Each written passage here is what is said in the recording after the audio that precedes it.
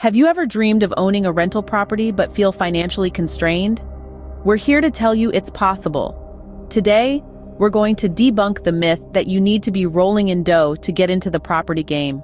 We'll guide you through the maze of acquiring your very first rental property, even on a shoestring budget.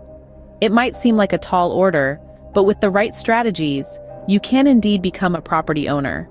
Stay tuned as we delve into the practical steps you can take to own a rental property. First things first, understanding the concept of leverage is key in real estate. Now, when we talk about leverage, we're referring to the ability to use something small to control something much larger. In the context of real estate investing, this means using a small amount of your own money, or even none at all, to purchase a much more expensive property. Think of it this way.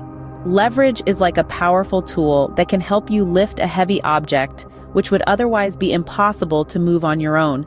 Similarly, in real estate, leveraging allows you to control big-ticket properties that you couldn't afford outright. Here's where it gets interesting. You can leverage other people's money, such as a bank loan, to buy your rental property. This way, you're able to acquire valuable assets without depleting your own financial resources. With a firm grasp of leverage, you're one step closer to that rental property dream. Now, let's explore the financing options available to you. The first option could be Federal Housing Administration, or FHA loans. These are loans insured by the federal government, specifically designed for first-time homebuyers. They offer a low down payment and flexible credit score requirements, making them a great option if your financial situation is less than perfect. Next, we have seller financing. This is when the person selling the property also finances the purchase, basically acting as the bank. It can be a good option if traditional financing is out of reach, but be prepared for potentially higher interest rates. Lastly, private lenders could be another avenue. These are individuals or companies willing to lend money for real estate investments. They typically offer short-term loans with higher interest rates, but can be a viable option for those unable to secure traditional financing. Remember, the goal is to secure funding without breaking the bank. You've got your financing sorted, now it's time to find that perfect property. It's about more than just picking a house you like. You need to consider the location, the rental demand in the area, and of course the price.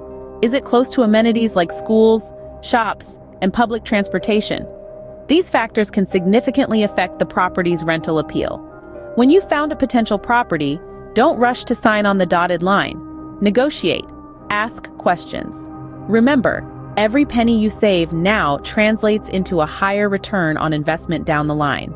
Now, let's not forget about your team. You don't have to do this alone.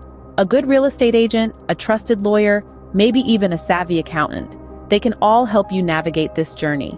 Their expertise can be instrumental in finding the right property and closing a successful deal. And there you have it. You're now a rental property owner. So, who says you can't buy a rental property when you're broke? In this video, we've debunked that myth. We've journeyed through understanding the power of leverage, explored various financing options, and discovered how to find the right property and close the deal, all with limited funds. It's time to take these insights and turn them into action. Start your property ownership journey today and watch as your financial future transforms. Remember, it's not about how much money you have, but how you use it.